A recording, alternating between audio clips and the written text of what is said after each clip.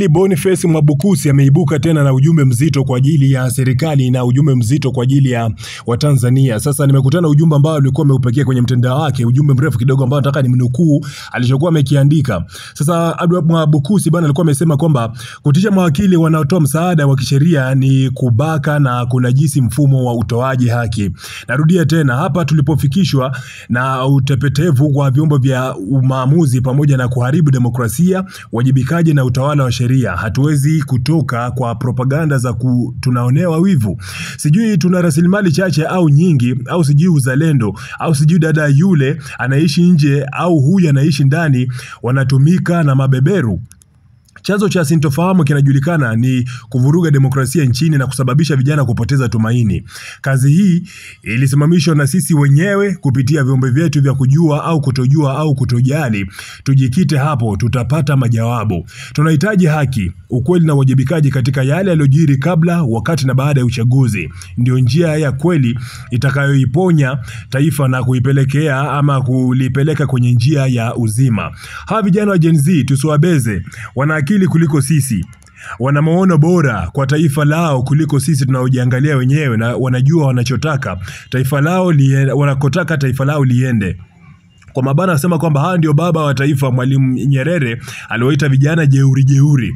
Hawa sio wagonga meza wazee wa ndio, ni wasomi, wanahoja na hoja zao zina msingi wa kisheria, kikatiba. Ukisikiliza kwa akili huru ni za kizalendo kabisa. Tuache kufanya maigizo ya kucheza na moto kwenye nyumba ya nyasi.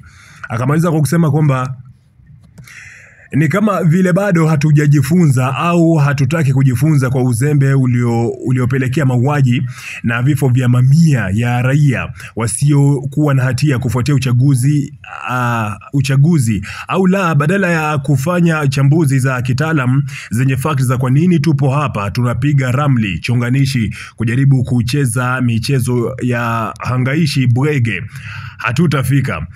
Acheni kabisa kutisha mawakili wanapotekeleza wajibu wao wa kisheria na kufuata mawakili wanapofanya kazi ya kutetea wananchi na kutoa huduma za msaada wa kisheria. Acheni vitisho kwa mawakili huku kuingilia, kubaka na kunajisi mfumo wa utoaji haki na mfumo wa haki jinai. Mawakili, endeleeni kutoa msaada wa kisheria. Huo ni wajibu wenu mtakatifu kwa umma kwa mujibu wa sheria, na tutaifanya kazi hiyo bila uoga, bila hofu na uoga. Tusipoziba ufa tutajenga ukuta. Na hashtag pale chini kama kawaida Mwabukusi. Mwisho wa nukuu walichokuwa wamekiandika Mwabukusi. Kikubwa ambacho nakizungumzia hapa bana ni kuhusiana na serikali kuwasumbua, kuwafuatilia na kuwapa vitisho mawakili ambao wengi wanasimamia kesi za jinai ambazo walikuwa wamepewa vijana ambao walikamatwa kwenye uchaguzi kabla ama na baada ya uchaguzi wa Oktoba 29. Sasa kwake anasema kwamba hiki ni sehemu ya kitu ambacho kwake anaamini kwamba kinahatarisha sana usalama wa demokrasia, na anaamini kwamba serikali inafaa kuwapa uhuru mawakili kufanya kazi yao, sababu ndio wajibu wao kutetea ama kuwakilisha wale waliokamatwa mpaka pale haki itakapobainika. So kwamba kumtetea mtu ambaye amefikishwa mahakamani kwamba unatetea uhalifu, bali unatafuta haki pale ilipo. Sasa kwamba amewakumbusha pia serikali kutoa ignore ama kutoa puuza kabisa vijana wa Gen Z ambao hao ndio anasema kwamba hao ndio sasa watakuwa